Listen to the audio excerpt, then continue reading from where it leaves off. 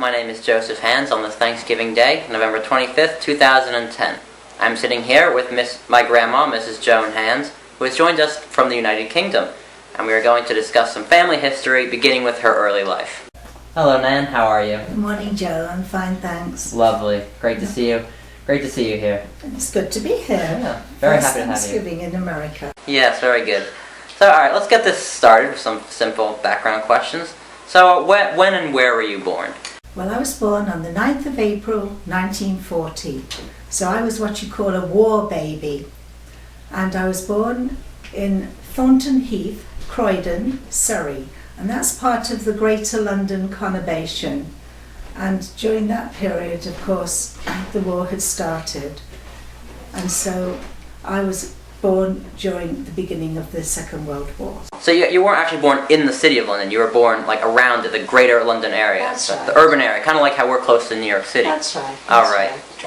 So how did your family actually come to live in that area? Well, it's a long story, but my mother's parents lived in Leicester, the city of Leicester, which is about 100 miles north of London, and my grandfather was working in the shoe factories because Leicester was famous for that, and that's where my mother was actually born. But then he got a job in London, and so they all moved down there, and that's where my mum was living when she met my father. And it's rather a strange story how they met. They were both cyclists, and they were on their cycles at a red traffic light when suddenly, when the light changed, their handlebars crossed and they fell off in front of each other. And so that's how they met. And from then on, of course, they got engaged, they got married, and then they lived in... That's a nice story. That's nice. So, the house you lived in as a child, what was it like? Well, I don't remember anything about the house in Croydon because I was 9 months old when we left there. Right. The war had started, the bombs were being dropped.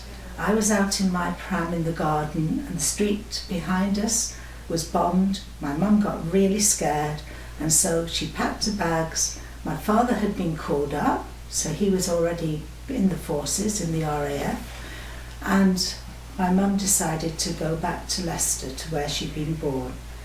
That's where we spent most of my childhood. That's where I grew up for 20 years in Leicester City. Huh.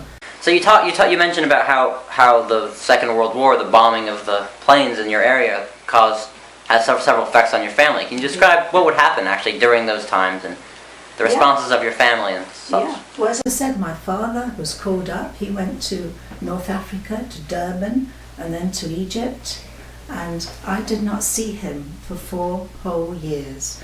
He came over once, I think, on leave, and that was all. So he was a mystery to me. But living in the house in Derwent Street, Leicester, were the uncle whose house it was, my gran and granddad who moved with us, myself, my mother, and later on, when Dad came home on leave, my little baby brother was born 9 months later, and so it was quite a big family in a small terraced house in the back streets of Leicester. So since your dad was so active in the war, you actually didn't see him much as an early child. So what exactly did he do in the war? Well, he was in the RAF, and he was part of the supply system for the airfields. I don't really know much about it because although he came back and brought back a kit bag full of all his mementos, he never really spoke a lot about it. I have a little photograph album at home in England that shows some of his camps and some of the vehicles, etc. But I don't really know a lot about what he did. But I do remember an awful lot about living in Leicester in those early days. Okay, well, we'll get to that in a bit. Yeah. But when planes would actually, Leicester you were living in when there was bombings going on during the war, what would your family actually do in the event of a German bombing of the area? Well, my earliest memory as a baby was being in the understairs cupboard, which was where we kept our food, a pantry. But the whole lot of us would go in there and hide when the air raid siren went until the all clear signal came. And I remember my mum, dressed in a red dressing gown, going out to the kitchen to heat up some milk for me, So I couldn't have been more than about 1.5 to 2 years old then, but that is my very first memory. And then in the street itself, we had this huge brick air raid shelter. So there was enough room inside it for half the street families to go inside when there was an air raid. And the man next door to us, he was an air raid warden, so he had a special uniform and he would have to go around and check that the houses were not showing any lights. We had blackout curtains, and I well remember those because it made the house very gloomy. We had every window had a big black curtain, and you weren't allowed to show a single chink of light. To disorient the bombers that would come over. Yeah. And so how often would they actually have an air raid, and how often would this whole scenario occur? Well, in Leicester, because of the factories, there were quite a few bombs on the inner city area. We used to go around in the next day and pick up shrapnel, the pieces on the bomb sites. So I reckon not as much as in the Blitz in London, but it was quite a regular occurrence. And the neighbouring city of Coventry was heavily bombed, and the cathedral was just in ruins, and all the medieval centre of Coventry was just ruined, which was such a shame. Yeah, that is. So you mentioned your earliest memories, and we talked about how you were affected by the Second World War, the bombings and the air raid.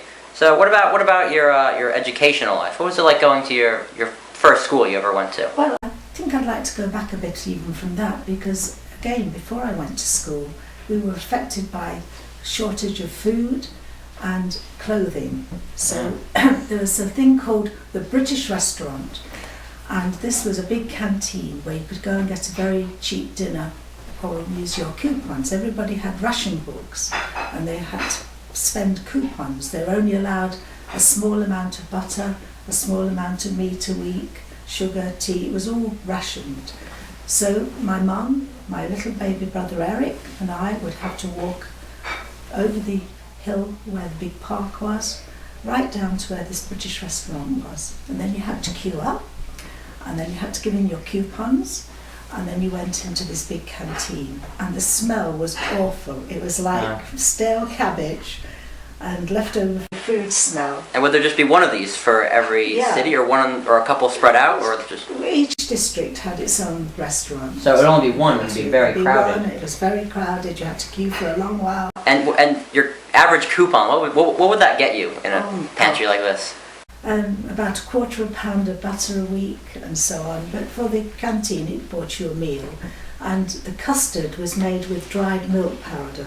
I always remember the taste of that. In fact, I didn't like real custard after the war because I got so used to having powdered custard. And you had big steamed puddings and, steak and kidney and, really good healthy food, filling food. Right. All the children were given an allowance of orange juice and cod liver oil because that was to help us to keep our vitamins up and our growth up. So we actually were quite healthy. So even despite a lack of food amongst the public, you were still able to get on with these rations and all that. You had something to eat. And then, of course, there were the rabbits. My grandmother's sister had come over from India, and with her 3 children, and they had rented a house nearby, and it had a big downstairs garage area, and they kept chickens and they kept rabbits. So we had plenty of food because we had eggs from the chickens. We had, I used to get chased. Her 2 sons used to kill the chicken to eat, right, and then chase me round the garden with the chicken claws. If you pull the tendons, the claws were still open like this. And one day, they'd cut off the head of this chicken ready to kill it to eat for dinner. And the darn thing kept running round and round the garden still after me without its head. One of those headless chickens. Murder. It was awful. But we had food, So what we're getting at here is that even you learn how to ration your own food and store your own food during a wartime. Did you have a garden where you'd plant vegetables and? In Leicester and Derwent Street, they weren't really gardens; they were backyards. But everybody grew everything they could wherever they could, and we had big allotments on the outskirts of the city.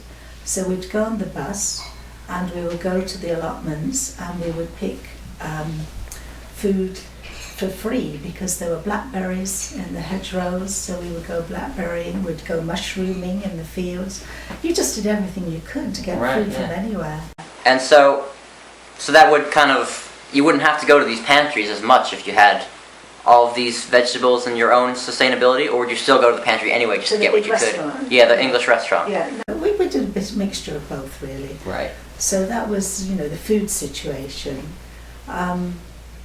Apart from the going to the my uncle's and aunt's place for the chickens and the rabbits, before I went to school, my memories really are of the park.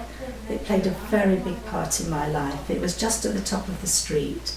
It was called Spinney Hill Park, and it was several acres big, and it had wonderful places where you could play hide and seek and hide in the bushes and make dens.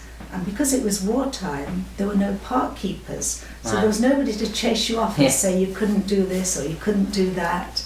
And there were wonderful swing yards with great big seesaws and witches' hats where you sort of had a triangular shaped metal structure and it went round and you push yourself round on it. So life was pretty good, really. Oh, right. So, and even you did have these things, and it sounds like you had fun back then. We did. But did the war actually bring on any negative? Well, of course, it would have had to have brought negative effects. But was there damage in the area where you were? Were there? Yes, factories were bombed, houses were bombed. Not anything in Derwent Street, thank goodness. But as I said, we would walk. We walked in those days. You didn't have cars. Right. We used the local buses, and as you went on the bus ride into town, there'd be bomb damage. So it was just part of growing up. We didn't really understand it much. But when Victory in Europe Day, VE Day, came, that was a great event because the whole street put on a street party. So this is about 100 houses. Right. And they had tables down the middle of the street. There wasn't much traffic in those days. Oh, no, of course not. And everyone brought out whatever bits of food they could find. People made cakes, people made puddings, jellies, blancmanges, and all the children were treated, and everyone came out and we danced in the evening. Somebody brought out a piano and had it outside the house. And so you must have enjoyed yourself as well. I really, really did. You were how old during that? I must have been about 5 years old. But still, you remember it quite well. I do. Great. And how long after that did you see your father? Well, he came home when he was demobbed at the end of the war, and when he came home, he brought, as I said, a kit bag full of his uniform and his badges and everything. I've still got some medals, which I'll show you later. Okay. Well, pictures of. And very foolishly, I took this kit bag with all his bits in it and a beautiful pearl necklace he brought me back from Africa up onto the park, where some older boys came and they stole it from me and they took everything. So I was very, very ashamed when I went home. So you never saw those again? Never saw any of it again, no, including my beautiful necklace. So there you go. Well, You live and learn. some good things and bad things always happen during life. So anyway, schooling, you asked. Yes, about. we can go back to that. Yeah. So I started school when I was 5 years old at the local infant school. Was that after VE Day or before it? I'm not sure how old, which month I started, Right. but it was in the year in which I had my 5th birthday. And the first class was like your kindergarten, and we had our own little towel, toothbrush, tooth mug, peg, and it all had a symbol on it, and mine were a bunch of cherries, because they didn't think we could read our own names, so we had little pictures to show us where our things were. And so hygiene was part of it. Right. We had camp beds that we went to sleep on. So you actually got nap time in school? We had nap time in that's school. nice. We had a sand pit outside, a sand tray inside. We had a playground. But if you can picture this, it was a Victorian school. So it's big, high brick walls with broken glass on the top to stop people getting in or us getting out, I don't know which. And it was all a 3-story brick building. So was it a bit scary actually It was a bit going to scary. school? Yeah. It was like going into a prison, actually. But you know, from day one I loved it. I really loved school. But then I noticed that the children that made a fuss got the best toys to play with. Oh. So after about 2 weeks, I decided I would try this.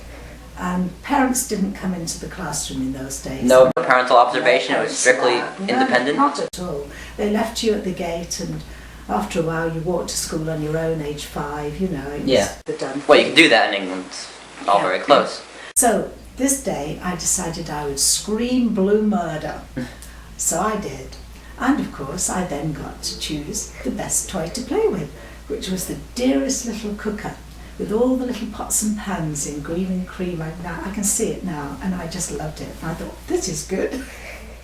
But I didn't do that too often. So it kind of taught you some more negative things. It's like if you complain and cry and scream, you're gonna get what you want. I think it did. Might have been a little bit of neglect from the teacher's perspective.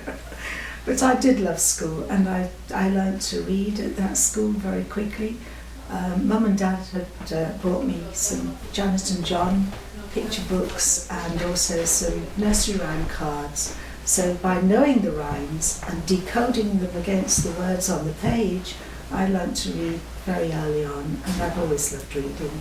And when we were in the top class, the teacher used to put out all the books on the table, and they were all colour-coded, and you worked your way up through the colours on the table. So I very quickly got to the top end of the table, and then I had books like The Gingerbread Boy and All the little... Mrs. Vinegar and all the lovely folk tales. The early readers' books. So I understand you have some photos and stuff you want to show us. Yes, I have. I had a look in my case at home, and I found my baptism record, and here it is. I was baptised on June the 29th, 1941, at St Peter's Church, Highfield in Leicester. So I know that we'd evacuated to Leicester by then. Good to prove it. And the earliest photograph I can find is that one when I was 2 years old. And you were in Leicester when And that that was was taken. in Leicester again. And I can remember even going to the photographers, and I was so scared because in those days they had great big box cameras on big tripods, and the photographer would go behind a big black velvet curtain over his head. So I thought he was going to be turning into a monster or something. So when they sat me to have my photo taken and this guy went behind this great big black curtain, I was very, very frightened. Anyway, that photograph was taken, and then a bit later another one was done, and this one was sent to my father in Egypt. And when he came home that time on leave, we managed to get a family photograph. So that's my mother. Her name was Mabel Rosaline, maiden name Currell. My father was Walter Frederick Cook, so my maiden name was Joan Iris Cook.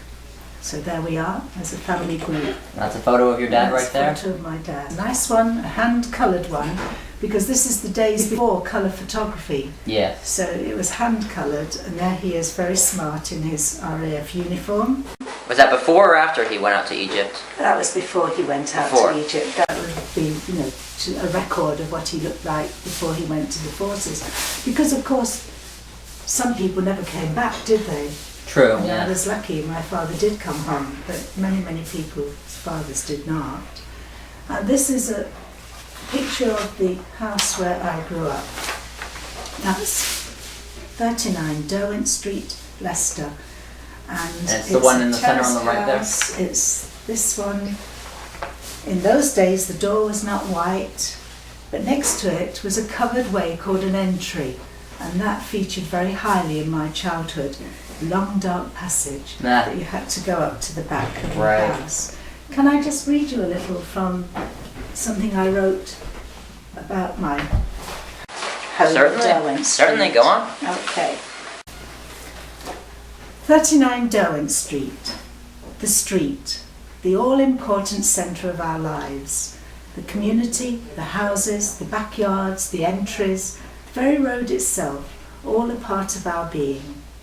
Derwent Street was just one of the many roads with Derbyshire connotations in the Spinney Hill area of the town. The streets marched in parallel rows, all named after Derbyshire dales, and running into the main Melbourne Road as it climbed the hill to the solidly severe Melbourne Road Church. Streets of late Victorian red brick workers' houses, cheaply yet well built, long, unlit entries, many enclosed, divided the terraces into neighbouring blocks of 8 or so dwellings, 4 on each side, and these determined your immediate clan, the people you acknowledged by name in the street or in the 2 small general stores that formed the focal points of our street life. The next social division was which side of the street you were living on, the sunny side or the shady side. We had the misfortune to live on the colder, darker side, and even the glow of the rust-coloured bricks could never quite dispel the air of foreboding as the day's shadows grew longer. Our front door had a step. All the steps in the street were treated with loving but competitive care.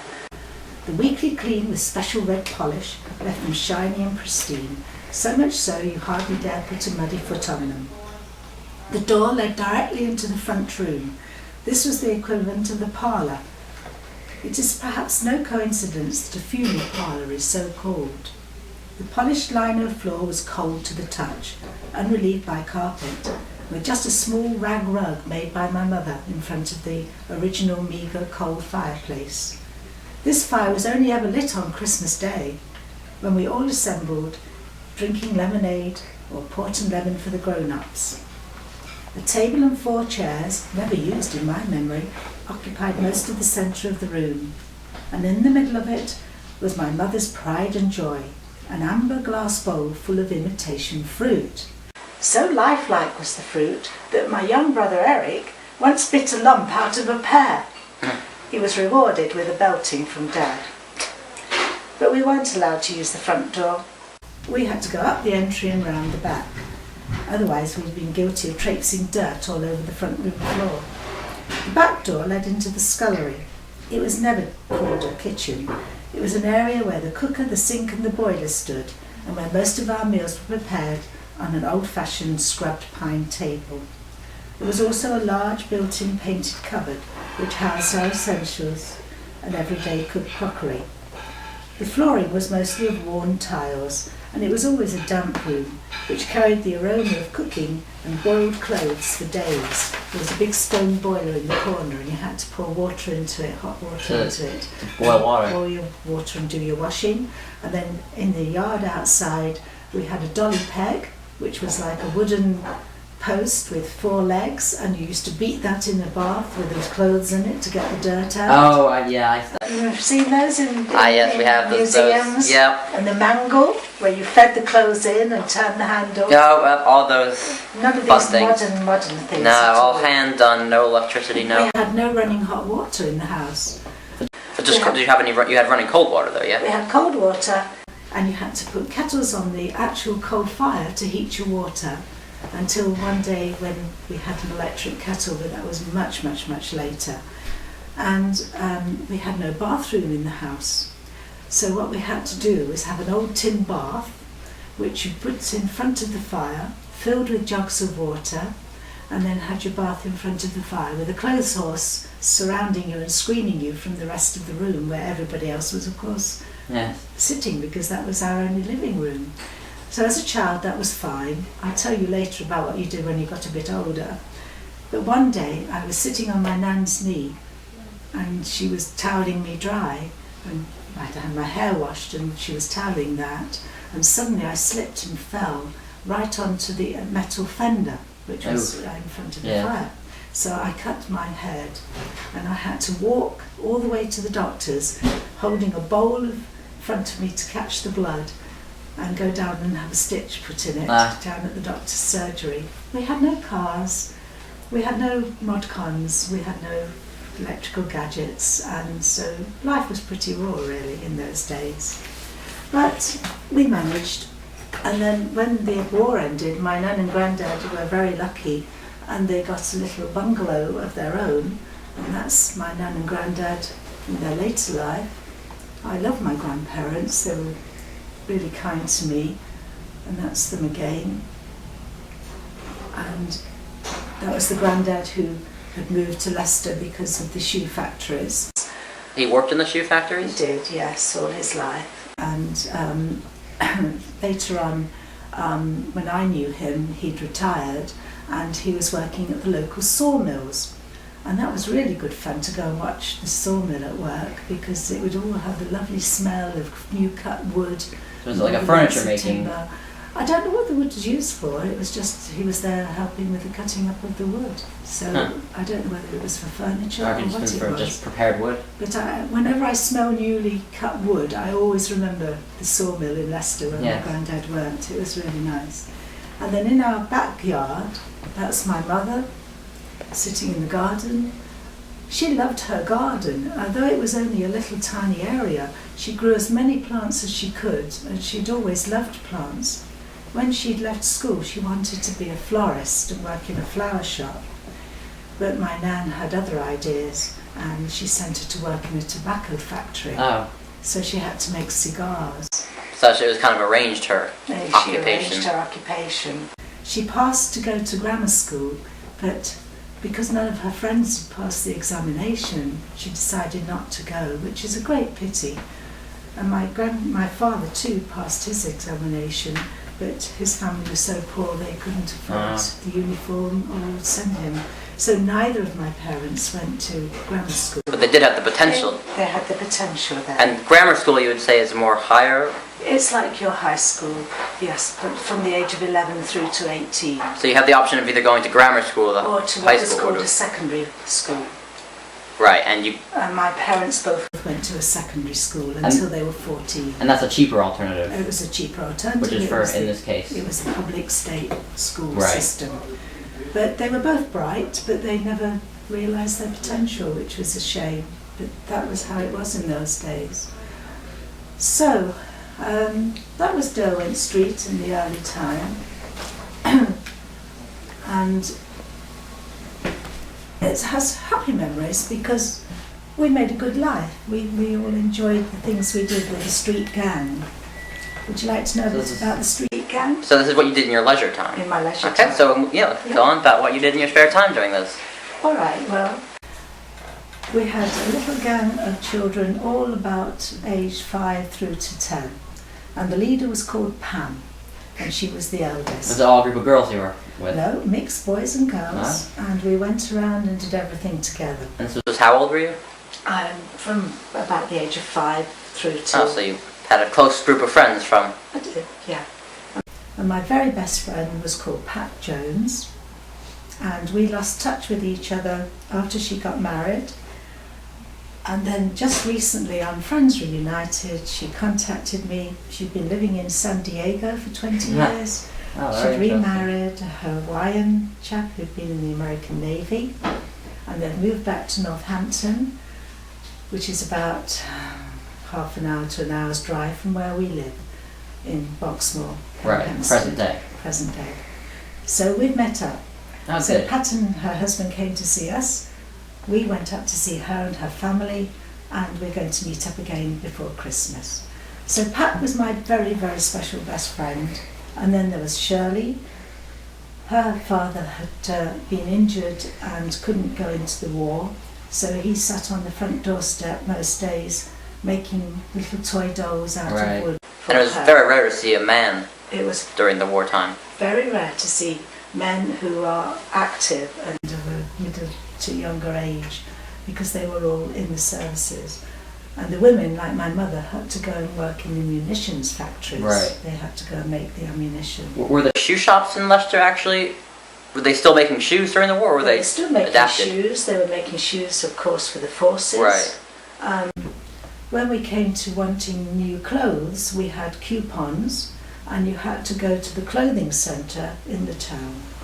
There it would be benches laid out with people's second-hand clothes. So you took things that you had grown out of and picked up something else for the next stage of your growing, shoes as well as clothes. Right. So sort of like what you did with the English restaurant, the British restaurant, with That's the coupon system. It was all the same system. That's right, that's right. because there were not the materials to make new clothes. People were making dresses out of parachute silk. They got somebody landed with the parachute, they would cut it up and make dresses out of it. You'd use curtains to make clothes from. Whatever you could find. Whatever you could find. So back to your leisure time, your So street my gang. leisure time. So the street gang. So what did we do? Well, we played in the street, which you would never do now because of the traffic. But in those days, people just went on bicycles or on foot. Hardly anybody had a car. Were there any cars? There were, but hardly anybody. Very few. Nobody in my street had a car. And we played across the street, so there would be games like orange and lemon squash, where you had to do various activities, run 3 steps, jump, walk backwards for 2 steps, turn round 2 times on the spot, and somebody would be it, and they would have their back to you, and they would call out the instruction, and then if they turned round suddenly and caught you doing whatever you would be doing, you were out. And so, you gradually worked your way across the street. Then we'd have marbles. We'd play with marbles, coloured marbles, across the street, trying to get them into a goal. And if you managed to win them, you kept them. And then we had whip and top in the season. These were wonderful wooden tops, and you had a little pot of coloured chalks. And we all painted our own patterns on the top. So as you whipped them, the patterns merged together and made very colourful tops. All right, Nan, so you said before that you grew up in Leicester. So do you remember what the town was like? Can you describe it? Yes, Leicester is a very big city. It had a lot of important buildings. It had been a medieval town, so there was still the inner city that was very old, associations with Richard III, and the main part of the town was around the clock tower, which was a big tower in the centre of the city with statues of people like Simon de Montfort, who had been associated with the Magna Carta. Mm-hmm. So from this radial centre, lots of main highways ran out, and there were opera house, theatres, cinemas. There was a huge hall called the de Montfort Hall. There was a university, big 2 stations, Midland Station and the Great Western Station. Railway stations. Railway station. So it was a busy, bustling town. But the thing that really brings it back to me is when I have smells of scents of different things. So going back to your education, you were talking about your infant school when you were young, but what would your next stage in education be after that? Well, from infant school we went to a junior school, so that was from the ages of 7 through to 11, and we were in mixed classes, boys and girls, and we were streamed according to ability and according to how well they thought you would do in the 11 plus exam, which you took at the age obviously of 11 plus to decide what kind of a school you went to afterwards. So I was always in the top stream class, Okay. so we were set a little bit harder work to do. We had rows of wooden benches all joined together with seats that went up and down, and you sat with lots of other children in your row, and we had monitors who would go around and fill the little ink pots, little pottery ink pots with ink, and we had dip-in pens, and you had to be very careful not to smudge your work. And we had a big outdoor playground, but it was all tarmac. Because we were made to go outside to play no matter what the weather, part of it was undercover, so we always had an outside break. And in those days we walked home every day at lunchtime. So we went in the morning, walked home at lunchtime, walked back again, and walked home in the evening, all on our own. We never had car driving or parents coming to pick us up. It was very lax. It wasn't lax, it made you be independent.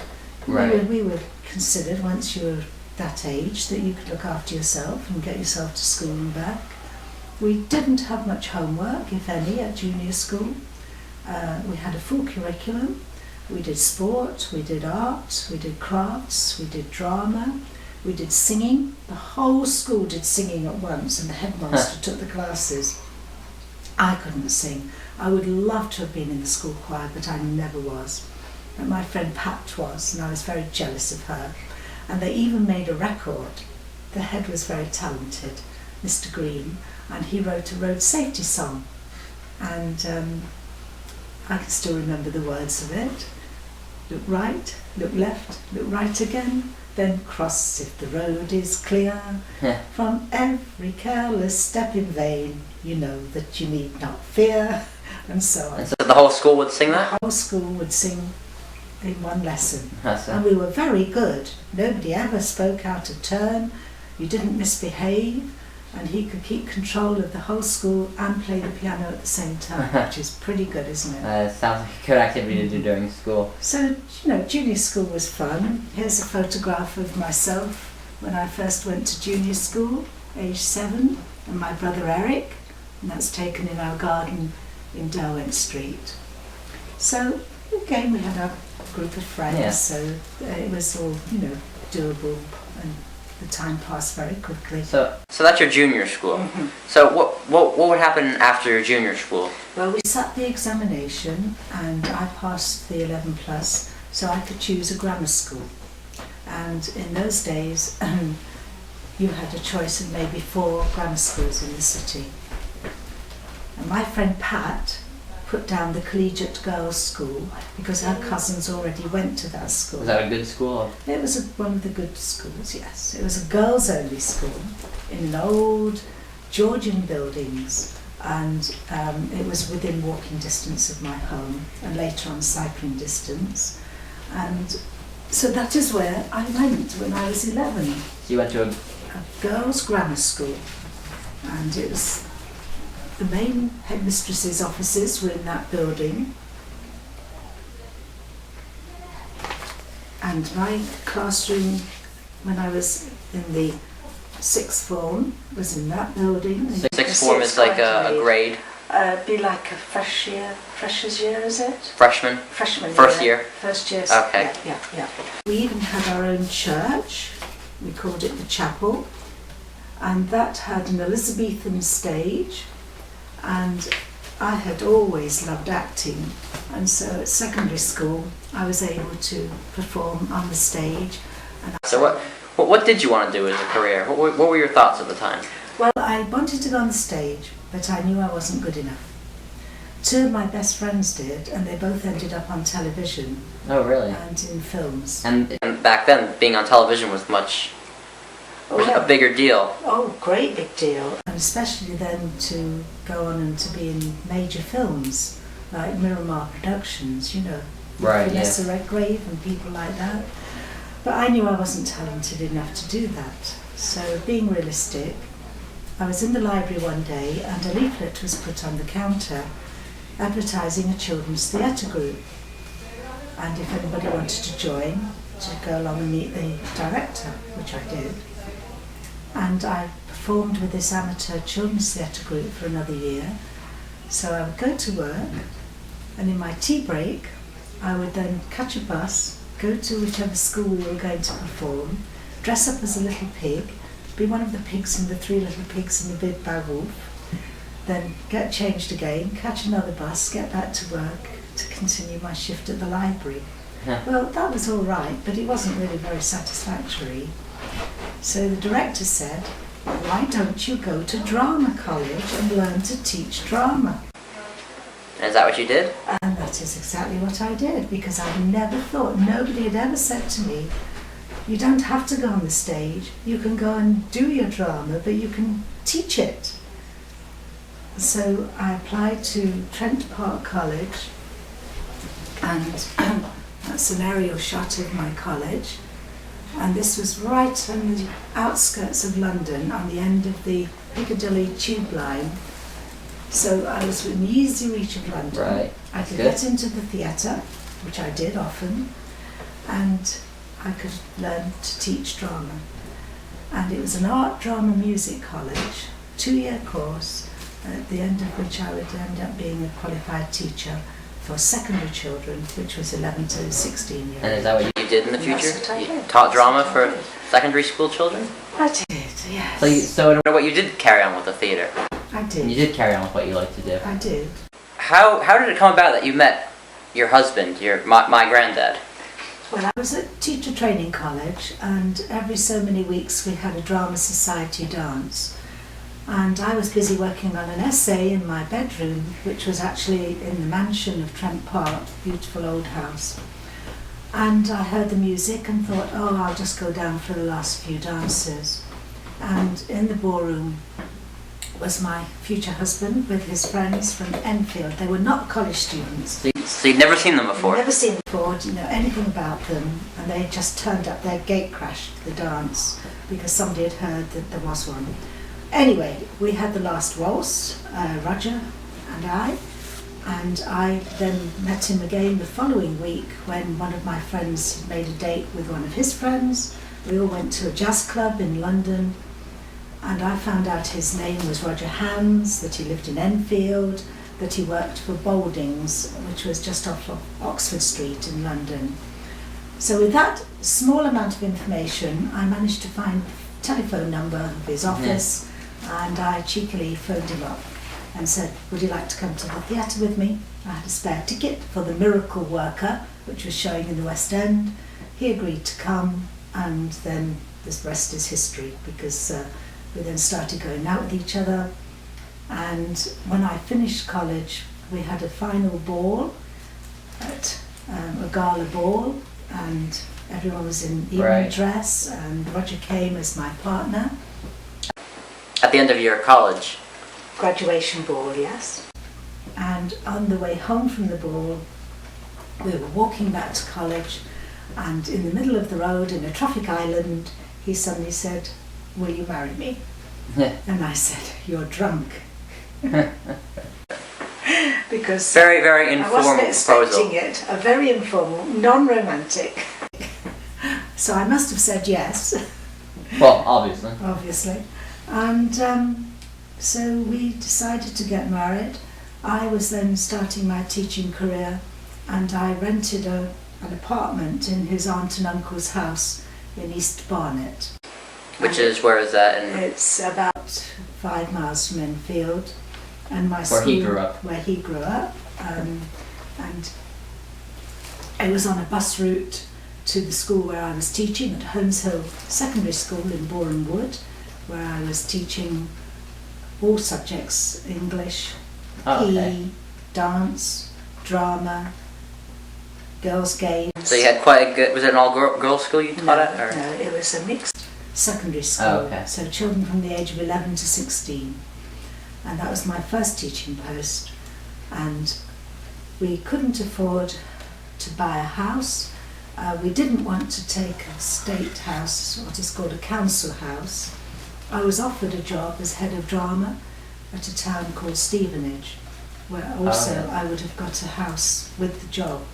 And I didn't want to do that because it would have meant we would have lived in rented accommodation probably for years, and we wanted to be able to buy our own property.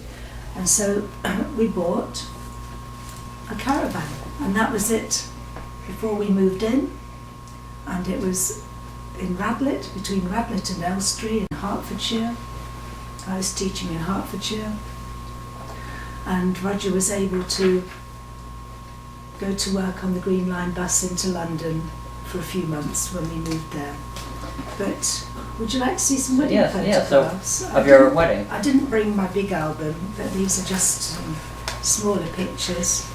So that's my father taking me from the house in East Barnet, just across the road to the lovely little, very old church, and there we are, Roger and I, on our wedding day. And when was your wedding day? It was the 18th of August 1962, and that's the family. That's Roger's parents, Reen and Jim Hands, my mum and dad, Mabel and Walter, and I only had one bridesmaid, and she was one of Roger's cousin's children. And from there we went on holiday, on honeymoon, to Ireland. And how was that? Well, let's go back to the wedding a bit, because I was waiting at the aisle, at the altar, and all of a sudden there were heavy footsteps up the aisle, and I thought, oh my goodness, something's gone wrong, somebody's come to stop the wedding.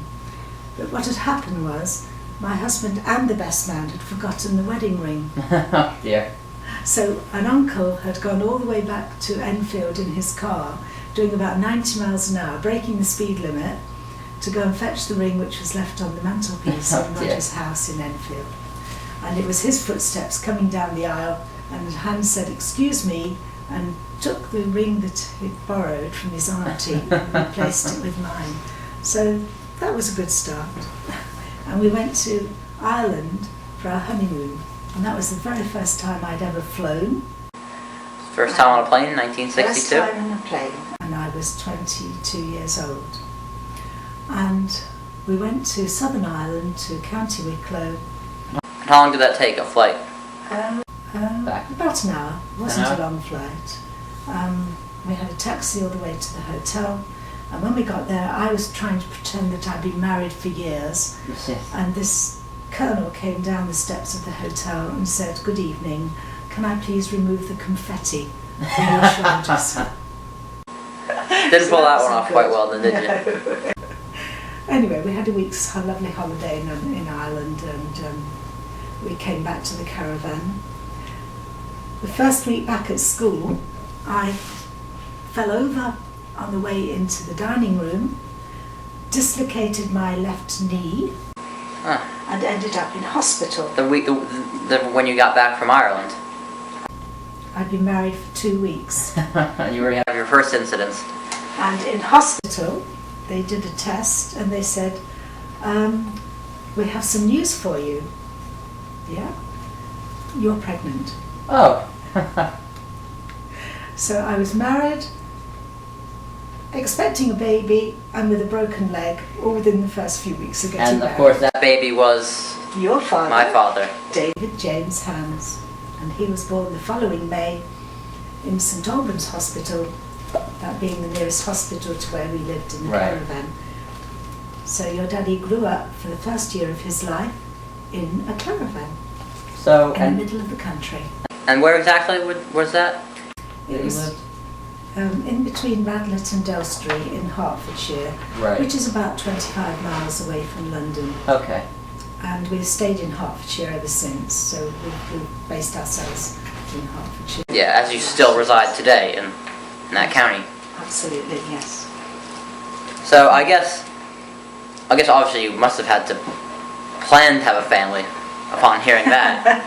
But did you have plans for that beforehand anyway? Not as soon as that, no. The idea was that we should save up and get our own home, because having a baby in a caravan with no running water, no heating other than a Cala gas heating, no toilet inside. We had a toilet outside in a shed, An outhouse? an outhouse, and all those situations. And at the same time, my husband gave up his job in the city and decided he would go into business for himself as a landscape gardener All right. Yeah. with his best friend and best man, John Draycott. So they started a business. My husband learnt to drive, and we had a big old van. Is this the first time you ever had a car of your own? And my parents gave us the money to buy a wheelbarrow, which started the business.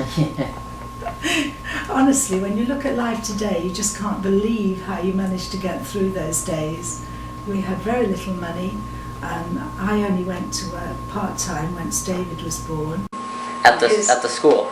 At the same school, yes. Right. But then I was expecting another baby, so I had to give up teaching. And this is an early picture of David, My father. your father, David James. And we moved then and bought our very first house in Boxmoor Village, Hertfordshire. Right, yes. So you did have an established career at this point, to some degree. I did, yes. Your teaching and your... Yes. So as a family, what did you like to do together? What was it? Well, once the children were born and we were sort of got over the fact that Roger had set up his own business and was working many, many long hours, we then looked for a bigger house and bought the house that we still live in today. That's in Seabright Road, Yeah. Just up the road from your other house. Just is it? up the road. We didn't move very far because we liked the area. So we've got a lot of open land, common land Yes. around it. And we had plenty of room, and it was convenient to the town of Hemel Hempstead, which is our nearest town, and also to the railway station for getting into London. Yep, very quick ride from there, as I've experienced. Yes, it's been very useful Yes, it over has the been. years, hasn't it? So, as a family, well, we had family holidays. We went camping. Now, you as a scout will know yes. all about that. We had very little equipment. We had one tent, an old van in which the back was open, so Roger made a wooden board to cover it. We put all our camping gear in the back of the van, and then we'd set off with one child on one knee, one child Yes. on another knee, Roger driving, and we went to places like Wales and to Devonshire. And we had many, many years of happy holidays camping, because it was an easy lifestyle, Yeah. it was cheap, and the kids could roam about and go and fetch water and make friends on the campsite. So it was pretty good. And then I went back to school to teach when David was 5 years old. His teacher left suddenly, and I was there and able to take over the class. That's- So I was actually teaching your father in Oh, my wow, own really? class for a year. I couldn't tell you what that'd be like today, but He couldn't understand that I was teacher as well as mummy. So at playtimes he wanted to stay indoors with me in the classroom. He didn't want to go out to play with the other children in the playground. Why can't I stay here, mummy? No, you've got to do as the other children do. But that was hard. And Stephen went to nursery school in the mornings and then came into my classroom in the afternoon. And he was a little pest. I mean, he just used to run all around the classroom tickling children's toes under the desks and preventing them from doing the work that I'd set them. a little troublemaker. It was okay, but it wasn't easy. So you mentioned How you did camping, and Yes. what was your favorite holiday you had as a family? Oh, I think we had a really good time in Scotland until the storm came. Was that in the Isle of Skye? Near the opposite the Isle of Skye. Has Daddy talked about that? Well, I've heard about You've heard about the Isle of it. Skye being a very famous destination for you. Yes. We were on the beach at Mallaig. It's a white coral beach, mountains behind us, in the Highlands of the Scotland. Highlands, and across the sea the island of Skye. It was a very basic campsite. There were no toilets. We had a tap for water, but it was just living life naturally. Right. And in the evenings we go down to the beach and collect mussels and then bring them back to cook and eat over the campfire. And we would also, one day, David and Stephen came running back to the camp with a bucket full of fish. And apparently the mackerel had been chasing the sprats inland. And there were millions of sprats all over the beach just thrashing about. And the kids had gone down and What is a picked them all sprat? up. It's a small fish. A little fish. Yeah, so the mackerel were chasing the sprats Right. in. The sprats had thrown themselves on the beach. The kids went down and collected them, and we had a really good supper that night. Yes, I can all for imagine free. so. So I think the boys enjoyed those holidays. Oh yeah. A great thing to have do with your And family. they joined the Boy Scouts when Yes. they were old enough, and again, they used to go out in the van, and because it was an open truck, which Roger used for his gardening business, he could get nearly a whole troop of Boy Scouts in the back of the truck, and they would all Yeah. sit in it, and wouldn't be allowed nowadays Oh, for no. safety, but you take them out to the camp, So after you early days starting a family, did you carry on with your teaching career? I did. I went back and then I went into infant teaching because I'd enjoyed it so much, having had to take David's class of 5-year-olds. So I stayed in infant teaching, and then I got very interested in dyslexia and Yeah, children with special special needs. needs. And eventually, after various changes at different kinds of schools, I decided to take a degree and to study for another 3 or 4 years and to get an honours degree in special needs, which Right. I did. And And that was useful in getting you further in your teaching career. yes, because special needs became quite an important factor, and eventually they needed teachers who were trained to be special need coordinators. Right. So that was a role that I fulfilled at several schools. I've actually got a photograph of my leaving day, I think, at one of the schools I was at. And this was after 10 years as head of infants and special needs coordinator. I was also the language coordinator. So I had a lot of roles to fulfill. Right. I did 10 years of work teaching 6 to 7 year olds at St Adrian's School, which is a Catholic school in St Albans in Hertfordshire. So that was a very, very nice. Right. So we've talked about how you and your husband came to be and how your family came to be and what Roger, your husband, did, my granddad. But what about the children? My dad, David, and his brother, Stephen. What were they like? Different as chalk and cheese, both in looks and in personality and in behaviour. David was always the quieter one of the two. Right. And he used to think about things more. I think Stephen was always bubbly and impulsive and very funny. I could never be cross with him properly because he just made me laugh the whole time. He still does. He's still got a Yes, he very quick definitely does. wit, hasn't he? David was, as I said, more reflective. The more sensible one. Well, they're both little devils at times, as most boys are. They were only Right. 18 months apart Yeah. from each other. Took them to church once, to the Sunday school. Well, it was on a Tuesday afternoon, but it was like a Sunday school. And they were always climbing on everything. They just loved being let loose and climbing. And they climbed all over the pews in the choir. And they pulled all the pews over on top of them in the choir in the middle of the service. So, I had to keep an eye on them both. Little boys going on their own little adventures. Well, you'd say. you know what boys Yeah, are like. just And like- we've got 2 brothers. So Yeah. they sometimes had arguments and they would never like to do chores around the house, so you always had to Yeah. get cross with them to do things. But they both liked to go out with their dad. He was a fisherman. Right. Yeah. And he eventually bought and is part owner still of a lake, a trout fishing Yep. lake in Just our down the village, down the road. But before that he was a member of another fishing lake, a coarse fishing lake. So we used to go fishing out there for the day. David again was always more interested in the environment. I think at one stage he said he would love to be a ranger in Yosemite or in Yes, one of the Yellowstone parks over here, Park yeah. Ranger, yeah. He wanted to come to America from about the age of 12 or 13, and he had this great big map of the United States on his bedroom wall. So he always had that ambition to come here. So it was something that did have its roots. I don't know why he decided that, but it went back a long way. He might have just been watching cartoons on TV, I don't know, but he certainly wanted to come to the States. So he's achieved his ambition in that way. Oh, yeah. It certainly has. So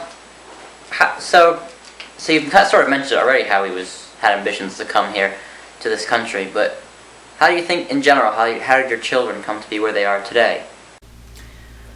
Well, Roger and I are both extremely surprised, but very proud of them both because they both live abroad.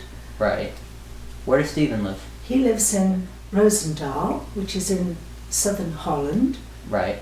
He didn't want to go to college. David went to college and did a degree. Well, Back then you didn't always need to go to, it wasn't as important to go It to. wasn't, no. And he wanted to have something to do with aeronautics. And in Hemel Hempstead, which is our main town, there was a large factory called Lucas Aerospace, and he got an apprenticeship there at 16. He then did very well and got sidelined into the marketing department rather than into the factory floor. Right. And he became headhunted by a company in Holland who were looking for someone to take over their marketing department, and he fulfilled the role, and he's been doing that kind of job ever since. So that's what he's doing So today. that is what he's doing today. And he went on holiday to Tenerife, met a girl called Pauline, who he then married, and together they moved to Holland, and they have 2 children, one born in England, one born in Holland, Matthew and Christina, My cousins. your cousins, my grandchildren, or our grandchildren I should say. So he's done very well. So that's the one side of the family. That's one side. David, as you know, came here before he came to America. he met Anne-Marie, Right. your mum, because she was the college roommate of his cousin Elizabeth. Yes, at York. At York University. They were roommates.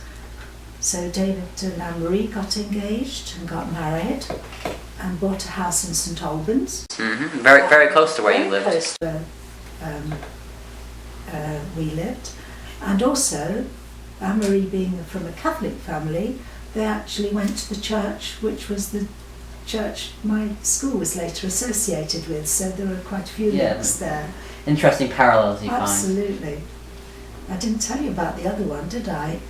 My husband's birth was registered at Edmonton Registry Office a month before my own mum and dad got married there. So there's all kinds of Kind of thing. When you start looking into it, there's a lot of things you do find. coincidences. So David and Anne-Marie got married, but they decided they wanted to travel before they settled down anywhere and had a family. Right. So they went round the world, and then they came back unexpectedly, and I have photographs of them coming back to Stephen's house. In Holland? In, Or is that in England at the time? England. David and Stephen actually bought a house together when they both Right, oh yes, they had left an apartment home together. in Flitwick in Bedfordshire. And David and Anne-Marie turned up on Christmas Day and we were there and it was wonderful. And then he said, but I'm not staying because I've got a job in America. So when did you, that's when you first heard about that? So they stayed a while in England and then they moved here. And the first time I ever came to the United States was when you, Joe, were born and you were just a few months old, and we came to see our new baby grandson, our first grandchild.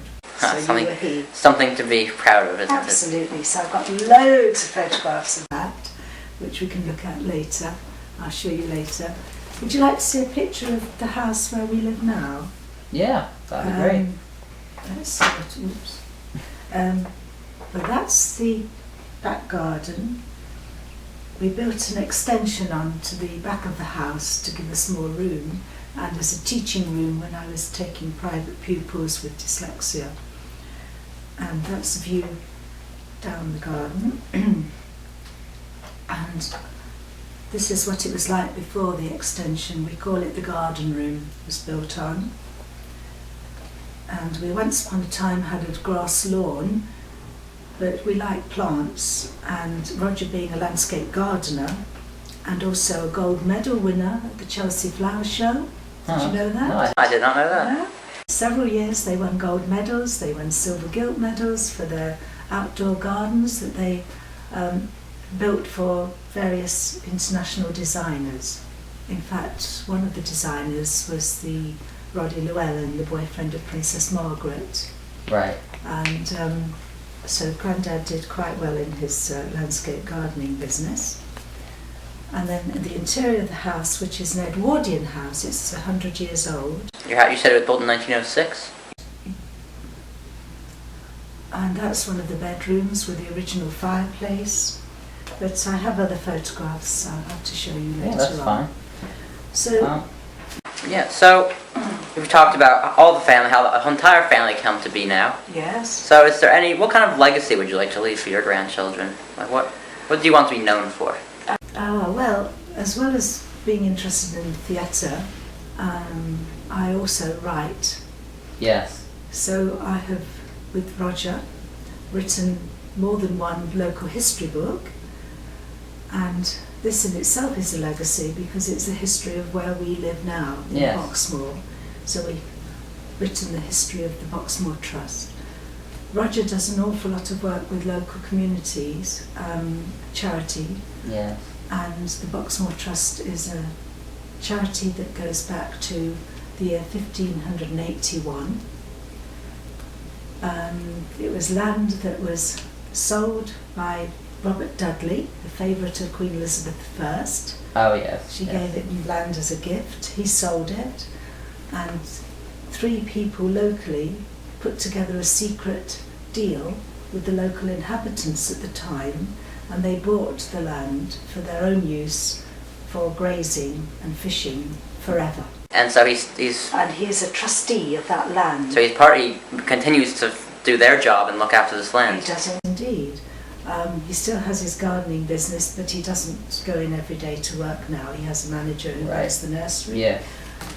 He's the secretary of the local club and institute, which again has a long history. It goes back to the 1800s when it was a mechanics institute. So you'll have to find out about Ah, yes. what that is. So he's secretary of that. He's the chairman of the Dacorum Heritage Trust, which is the accredited museum for our area of Dacorum. And he has to, as a volunteer, doesn't get paid for any of these tasks. He has to supervise 2 curators and an archive with over 70,000 artifacts in it, put on displays, run exhibitions, etc. Oh, yeah, so And we write books for that.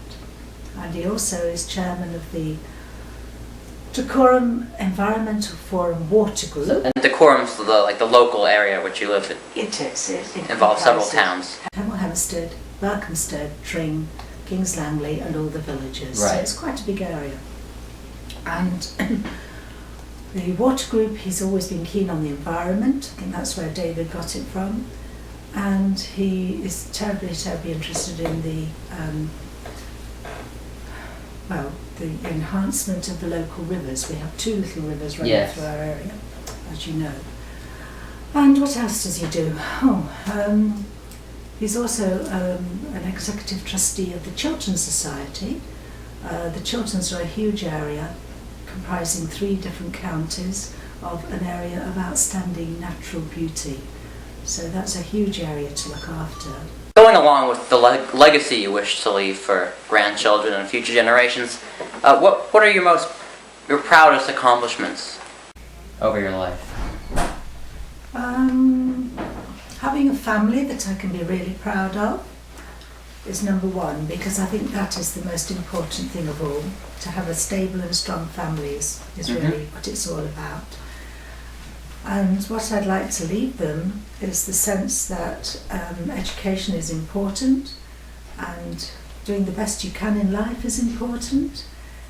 And what I've actually got to hand to them is a legacy of books that have been written about our local area, and the book, I hope, of our life stories, Roger and mine, that we can leave to future generations. Because even though our children may not be interested, or I'm hoping our grandchildren and great-grandchildren will be, one day be able to read it and reflect on things in the past. So that's important too. And just the feeling that they've come from a long line of people in England over many generations who've all been working hard, and whatever they've achieved in life, they've tried to have an honest and a successful and a life of, good general accomplishment. So that's it really. Okay. Any other things you want to talk about as far as what you want to leave for your future generations? Well, there'll be obviously artifacts, mementos, Yes. things like I still have my grandmother's vase and my mother's vases, and we've got clocks that are family mementos. So I hope you'll be able to see those sometime. Obviously I couldn't bring them over with me, and we have accumulated with collecting all kinds of things like antique glass and pictures. And then just the photograph albums. I hope Yeah. they don't all get thrown out, because there are many, They are many very cherished important, memories in them. And some of the things that have happened recently which are worth remembering in the future. On his 70th birthday, Grandad was invited to the garden party at Buckingham Palace by Her Majesty the Queen. So this is a picture of us outside our house on our way to the palace, and the invitation from the Lord Chamberlain. So it's mementos like that which will be. That's quite an nice to honourable send event there. back. It was indeed. Yes. And that was for all the many years of work for the community that your granddad and myself have carried out. So it was a thank you, which was rather nice to be acknowledged. And so, kind of going with all these reflective questions, as you've been so involved in education, what major changes have you seen in education over the years? Oh gosh, it's like a cycle. It all goes round and it comes around, believe you me. Changes in schooling itself and the system of schooling. During my lifetime it changed from being selective grammar school education to secondary modern comprehensive education, where people just went to their local area school with no selection. And now it's changing again, because we now have things like free schools and church schools and religious Yes. schools all coming into the picture more and more. And the county councils that run the education system are being sidelined, so the head teachers are being given more permission to do things. And also during my lifetime, I really enjoyed my early days teaching infants when we didn't have a set curriculum. The idea was to engage the children in wanting to learn and to be happy doing it. So it was a much freer system. Now it's very prescribed. It's all Right, the national yeah. curriculum. You have to do this, you have to cover this, you have to pass on to the next teacher. Masses and masses and masses of bureaucracy in the term. Writing reports forever. And I know it's all computerised now, but that only came at the very end of Yeah. my teaching career. I think I must have written something like 20 million words during that Yeah. lifetime of teaching. 43 years. Yeah, it's of quite a being a while. teacher. Yes. Mm. So, Let's go back a bit. Mm. Have you ever been interested in pursuing like family history of your own? Yes, 3 years ago, suddenly decided it was time to start looking at our roots. Roger's family, on his father's side, were farmers. They came from Warwickshire Mhm. in England over many generations. How far back? We've gone back to the 1600s now, that's which quite, is quite a long quite way. interesting, yes. And we've been to visit the villages where they came from. And funnily enough, we've discovered that one of Roger's ancestors was probably a school teacher in the village school just in the next village where my grandfather's ancestors came from. So it's quite likely that my More- husband's yeah. ancestor taught my ancestor long ago in a village called Stretton on Dunsmore in Warwickshire. So they were actually living in the past. Very very, close. very close. They may have even gone to the same pub, the same town. I'm sure they have done at one point or another. So that was tracing Roger's father's family back. Roger's mother's family were also agricultural workers, and they came from a lovely little group of cottages and villages called the Saints in Right. Suffolk. So it's like St Margaret, St Michael, St this, St that, you Yeah. know. And again, we went there, we've looked at all the graves in the churchyards, and we've been to some of the old schools that they would have attended. So it's been absolutely fascinating. What about your side of the family? My side, well, that's been more recent. I knew nothing at all about my father's family beyond his father's name was George Cook, and his mother's name was Louisa Beatles. Not like the Beatles, the pop No. group. And all I knew was that they came from the London area. So that took quite a lot of research. And we discovered that they actually were living in an area of London called Shoreditch, which is a very old East End of Right. London district. Again, poor, working class, lots of furniture trades in the Mhm. area. And we've been to visit Shoreditch, so you can have a look at that book later and some of the photographs, and I've got maps. And my father was born in Hoxton, Shoreditch, and his father was living in the road where the Cray twins, have you ever heard of the I have Cray not, no. twins? Well, they were criminals Ah. of the worst kind. So it was very East End Cockney family background yeah. on my father's side. On my mother's side, it goes back to Devonshire, and again some lovely little villages around Dartmoor. Right. And this is one of the villages where they lived, Drew Stainton, on the edge of Dartmoor. And my grandmother's family came from a little village called Tedburn St Mary, and I can trace them back in the census returns into the 1840s and even earlier, and then right back to almost the 1500s. Oh wow, it's quite. So in those days, you see, people didn't travel very far No, from where no. they were born. Their roots were there. They just moved to the next village, perhaps. So it's quite, quite easy to investigate. And Roger's grandmother, She came from a town called Droitwich in Worcestershire, and Droitwich was a Roman salt town.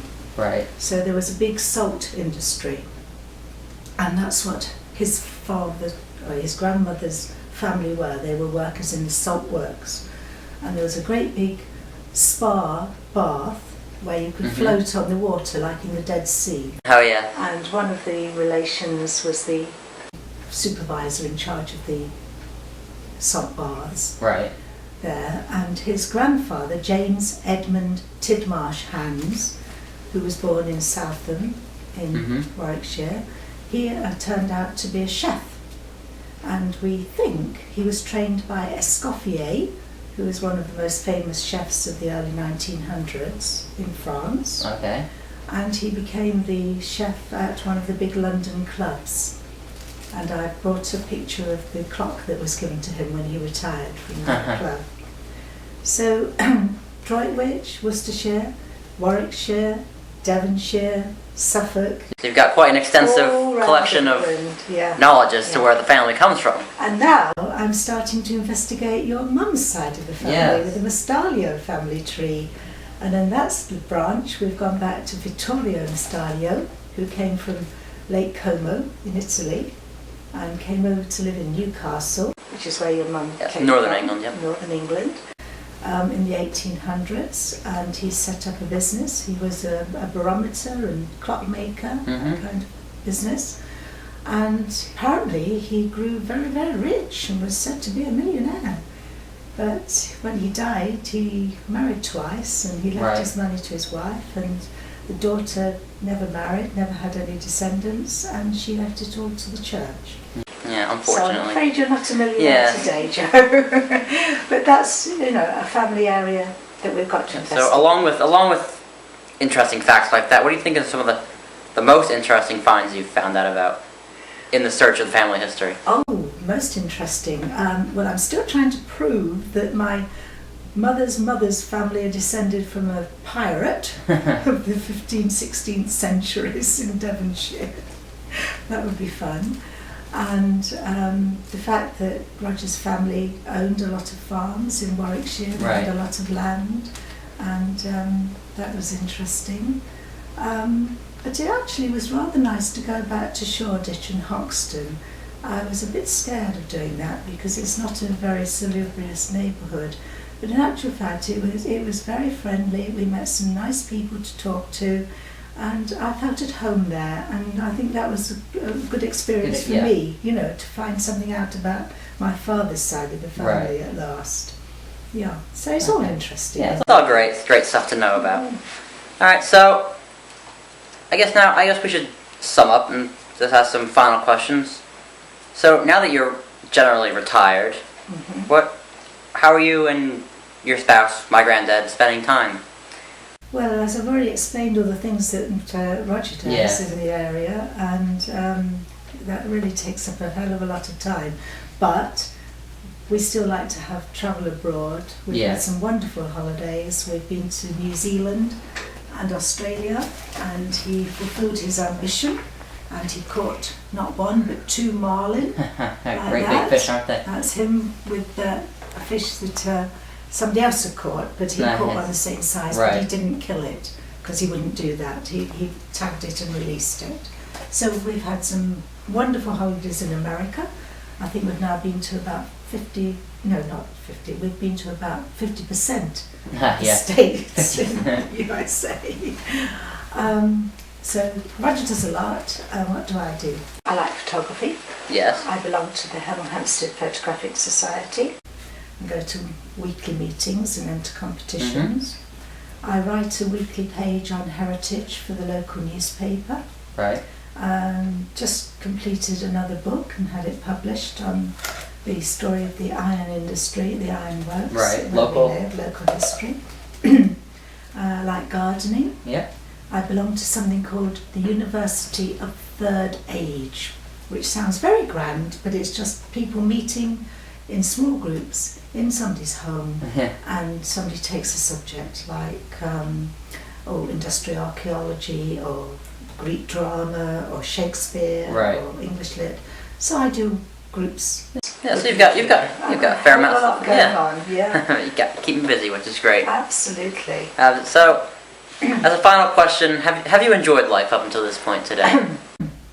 Yes, it's had its ups and downs, and if you have good health, then life is always good. But I now have a lot of arthritis, and so that's sort of, curtailing some yeah. of the things that I would like to do. But by and large, it's been a good life, and I know that if I asked my husband, he would say he has absolutely no regrets for anything that he's ever done in his life, and that he really still is enjoying it. Been following a to the good full. path. Indeed, yeah. I think I maybe should have gone to Oxford or Cambridge. That might have been a good idea. That would have been great. And when I finished my college 2-year teacher training course, I was offered two options. I could have come to the States and trained to be a psychodrama therapist, but I got married instead. Right, yeah. Or I could have gone to Japan and studied theatre in Japan. So they were things I didn't Yeah, do a lot of that other- would have been nice. I'm sure you could have taken big turns in your life at any stage, but But, getting married and having a family. The way it played out was great. The family we're really proud of, and life's been good. all right. Anyway, it's been smashing talking to you. All right, great. Yeah, I've enjoyed it. this interview and enjoyed learning all about you and about the family. I hope you do the same with Grandad soon. Oh, yes. Well, thank you very much, Nan. I appreciate your time. All right, thanks, All Joe. right, great. Thanks. Thank you, Cheers. Nan. Okay. Okay.